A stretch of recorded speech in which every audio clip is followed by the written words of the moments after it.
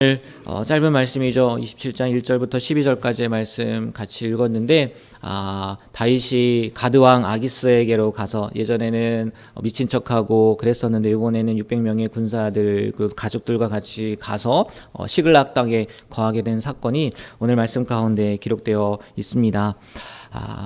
오늘 1절을 보면요, 이 다윗이 그래요, 마음에 생각하기를 그러니까 지금까지의 과정을 보거나 또 앞으로의 이제 이것도 다윗의 실수이긴 하지만, 다윗의 삶을 보면 늘 다윗은 하나님 앞에 묻지 않습니까? 하나님, 내가 어떻게 할까요?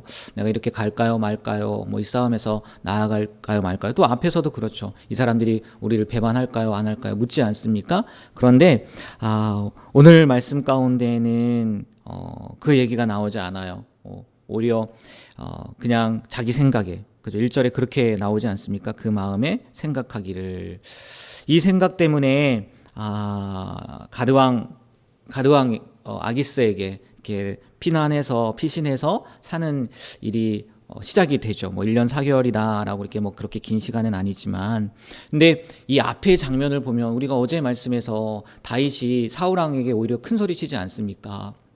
왜요? 하나님을 붙잡았고 또 하나님의 뜻대로 사울을 죽인 것이 아니라 그렇게 살아왔기 때문에 큰 소리를 쳤음에도 불구하고 얼마 지나지 않았을 것 같은데 바로 다윗이 하나님이 기뻐하지 않는, 또 해서는 안 될, 물론 이걸 통해서 또 하나님이 역사하시는 부분들이 있긴 하지만 그런 행동을 했다는 거죠. 이유는 다른 게 아니더라고요.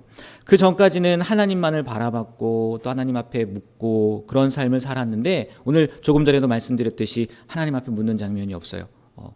그래서 자기의 생각에, 또 이 상황을 보면 그럴 수밖에 없어요. 언제까지 계속 도망만 다닐 수는 없잖아요. 오늘 말씀에도 자기와 함께한 사람이 600명이에요. 가족까지 하면 더 많은 사람들이 있었을 거란 말이에요. 그들을 데리고, 만약에 혼자였다면 혈혈단신 혼자였다면 어떻게든 도망 다니겠죠. 근데 이렇게 많은 사람들을 데리고 다닌다는 것이 쉽지 않기 때문에 지혜로운 선택이다 할 수 있었을 거고, 또면 어쩔 수 없는 선택이다라고 생각할 수도 있었을 거예요. 그러나 우리가 지난 주일 말씀에도 잠깐 아니죠. 그 제목으로 말씀을 드렸죠. 우리가 하나님을 봤을 때는 물을 걷는단 말이에요. 베드로처럼.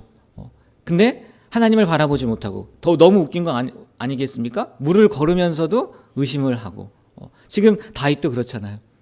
하나님이 함께 하심으로, 하나님이 붙잡아 주심으로 사울의 모든 관계를 피하고 오히려 사울을 꾸짖고 그런 상황이 있었음에도 불구하고 하나님을 바라보지 못하고 자신의 상황을 보고 자신의 처지를 보고 그렇게 되다 보니까 가드왕, 대적관계이지 않습니까? 대적관계인 땅으로 가서 살게 되었다는 거예요. 미리 말씀드리면 나중에 30장에 보잖아요. 이 블레셋과 이스라엘의 싸움 가운데 그 다윗이 같이 갔다가, 물론 싸우지는 않지만 어떠한 일이 일어납니까? 그 시글락 땅에 살고 있던 자기의 가족들이 다 잡혀가요.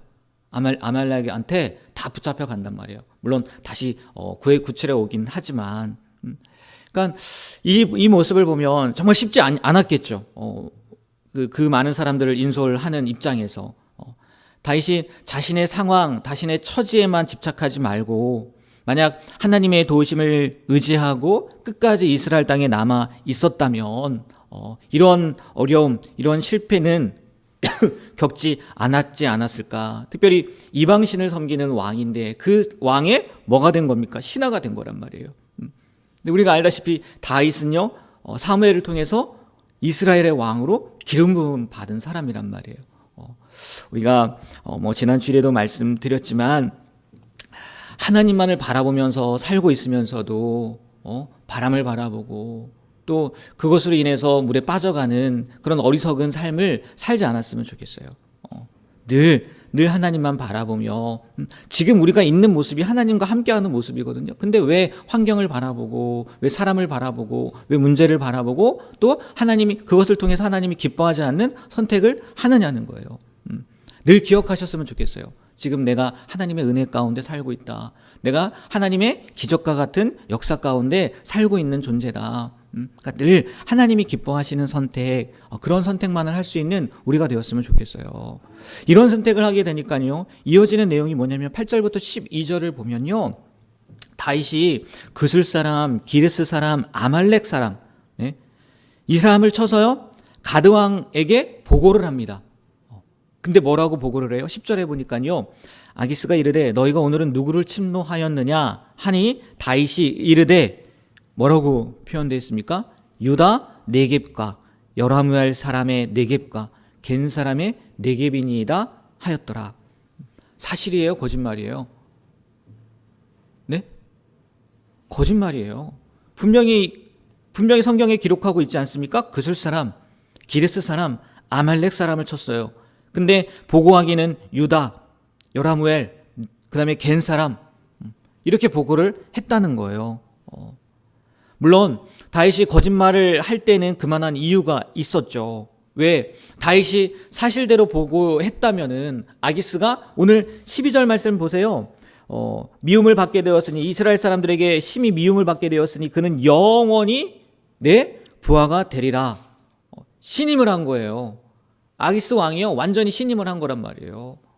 이렇게 거짓말을 하지 않았다면은 아마 이런 신임도 없었을 테고, 진짜 사실대로 이야기를 했다면은요, 이것 봐라, 내가 걷어주고 우리를 위해서, 물론 블레셋 가드 사람을 친 건 아니지만 이러다가 우리의 적이 될 수 있는 거 아닐까라고 생각이 되어질 수도 있었을 테니까요.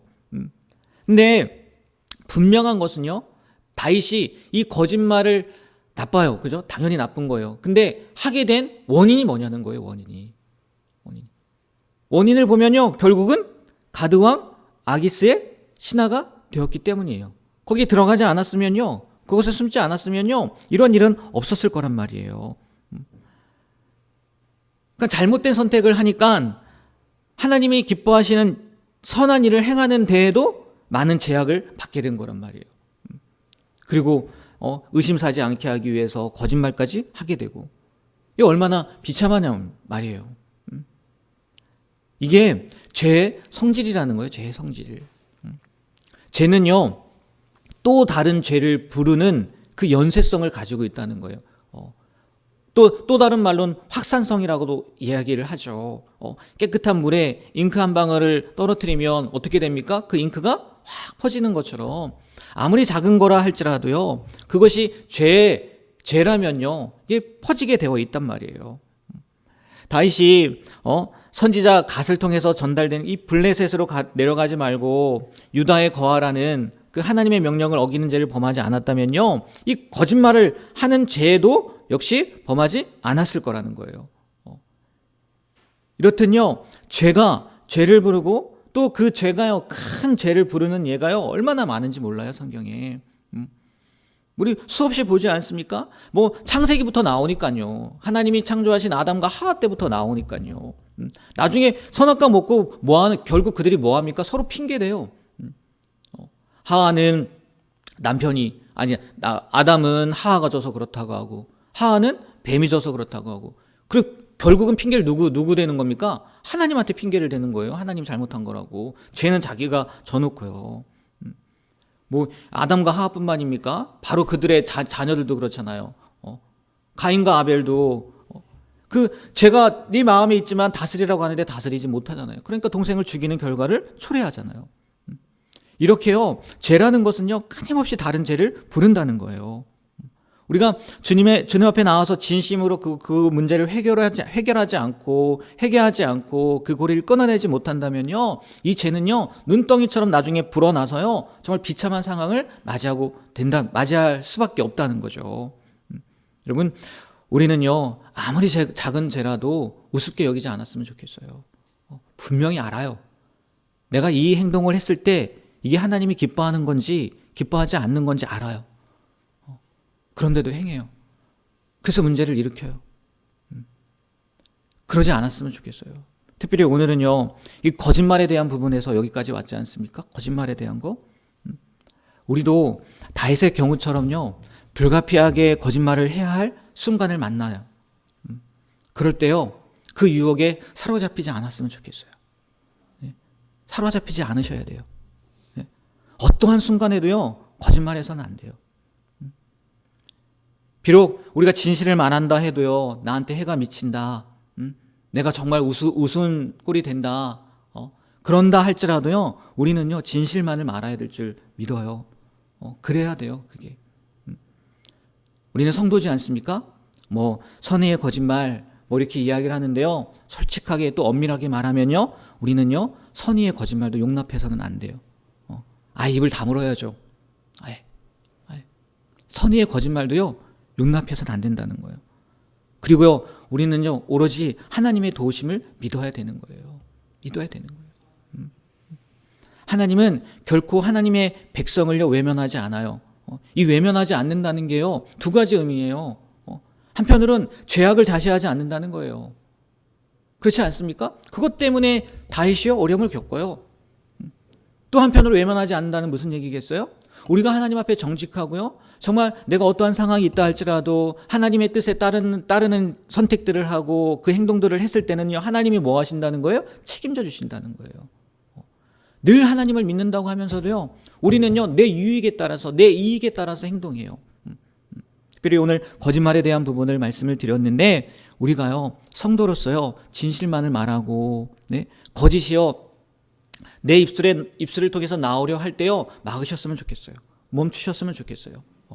그리고 어떻게든지 하나님 앞에 신실한 종으로서 남아있게 되길 축복합니다. 그리고 혹 그러한 문제를 일으켰다 할지라도 빨리 회개하고요, 주님 앞에 돌아옴으로요, 회복되어지는 역사를 경험하게 되길 주님의 이름으로 축복합니다.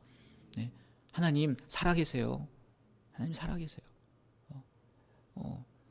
그 의정부 제일교회 이광석 목사님 성경책에는 항상 이렇게 붙여놨다고 하잖아요. 이 성경책에 하나님이 시퍼렇게 살아계신다, 붙여놨다는 거예요. 여러분 믿으세요? 네, 정말 하나님 시퍼렇게 살아계세요. 하나님 보실 때 부끄럽지 않은 행동들, 말들, 특별히 오늘 말씀처럼 거짓말은 우리의 입에서 내뱉지 않게 되길 주님의 이름으로 축복합니다. 네, 기도하겠습니다. 하나님, 오늘 다윗의 모습을 통해 다시 한번 우리의 삶을 돌아봅니다. 늘 하나님의 은혜 가운데 살고 있으면서도, 또 하나님의 기적을 경험하고 있으면서도, 또 상황, 환경 때문에 하나님이 기뻐하지 않는 선택을 하고, 또 가드 땅으로 감으로 말미암아 어려움을 겪게 되는 모습을 보게 됩니다. 하나님, 우리가 늘 하나님이 기뻐하는 선택만을 할 수 있도록 도와주시고, 무엇보다 오늘 마지막 말씀처럼 가드 왕에게 거짓말을 할 수밖에 없었던 그 다윗의 모습을 통해서 우리는 어떠한 경우에도 그러한 거짓말을 우리 입 밖에 내지 않게 하여 주시고, 정말 신실하게 정직하게 살아갈 수 있는 귀한 성도의 삶을 살아가는 우리가 되게 하여 주시옵소서. 오늘도 주님께서 주신 귀한 하루를 살아갑니다. 하나님을 기억하며 또 오늘 말씀을 기억하며 사는 하루가 되게 하여 주시옵소서. 예수님의 이름으로 기도합니다. 아멘.